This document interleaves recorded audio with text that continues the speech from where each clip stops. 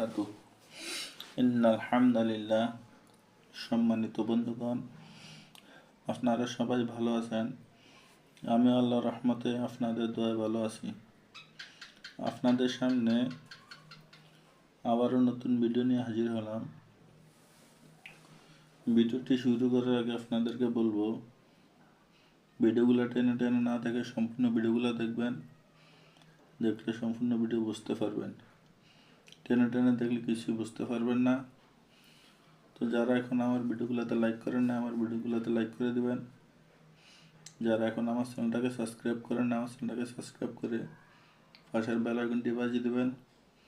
নতুন নতুন ভিডিও ছাড়ার সঙ্গে সঙ্গে আপনার কাছে পৌঁছে যায়, আপনি দেখতে পারেন। পাশে থাকা শেয়ার বাটনটি চাপিয়ে বন্ধুদের মাঝে শেয়ার করে দিবেন। আপনার বন্ধুরাও দেখতে পারে, দেখে উপকৃত হতে পারে।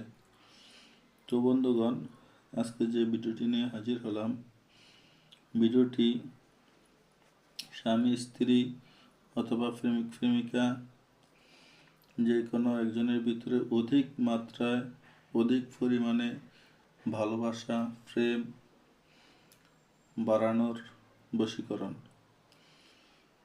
তো বন্ধুগণ, এই ভিডিওটি অধিক মাত্রায় ভালোবাসা প্রেম বাড়ানোর বশীকরণ।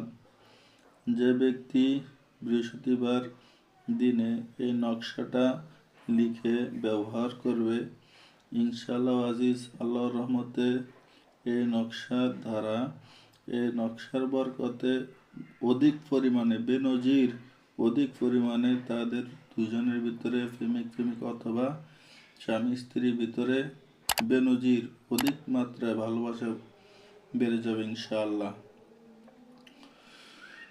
তো বন্ধুগণ, যারা তদবির নিতে চান যোগাযোগ করবেন, স্ক্রিনে নাম্বার দেওয়া থাকবে, ওই নাম্বারে যোগাযোগ করবেন। ইনশাআল্লাহ আজিজ তদবির করব, আপনারা ফল পাবেন ইনশাআল্লাহ।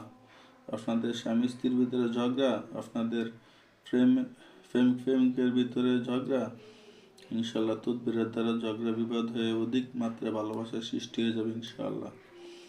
যদি আপনারা নিজেরাই তদবির করতে চান, কিভাবে করবেন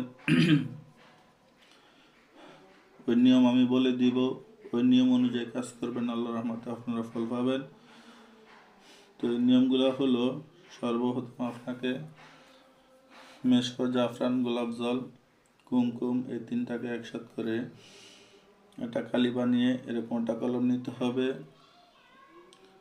কলম নেওয়ার পরে আপনি পাক পবিত্র হয়ে নিজ স্থানে বসে আপনি সর্বপ্রথম 101 বার দুরূদ শরীফ পাঠ করতে হবে।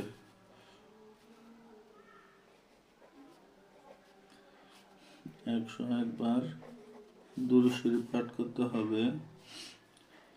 তারপরে 41 বার সূরা ফাতিহা পাঠ করতে হবে। তারপরে আপনি নকশাটা লিখতে হবে। নকশাটা আমি ভিডিওর শেষে দিয়ে দিব, ওই নকশাটা দেখে লিখবেন।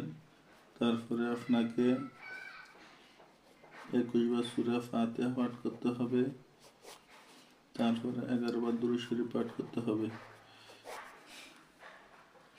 পাঠ করার পরে আপনি ওই নকশাটাকে হাতে নিয়ে বলতে হবে, দোহাই বোরকান, দোহাই মাইমুন, দোহাই জাবা, দোহাই আল আবিয়া, দোহাই শামতারাজ, দোহাই ফাতেমা জাহরা রাদিয়াল্লাহু তাআলা আনহা, দোহাই জনাবে মুহাম্মদ সাল্লাল্লাহু আলাইহি সাল্লাম। এই তাবিজের উসিলায়, এই নকশার উসিলায় আমার ভিতরে, আমার প্রেমিকার ভিতরে মিল মহব্বত সৃষ্টি করে দেন, অথবা আমার স্ত্রী আমার স্বামী আমার ভিতরে মিল মহব্বত সৃষ্টি করে দেন।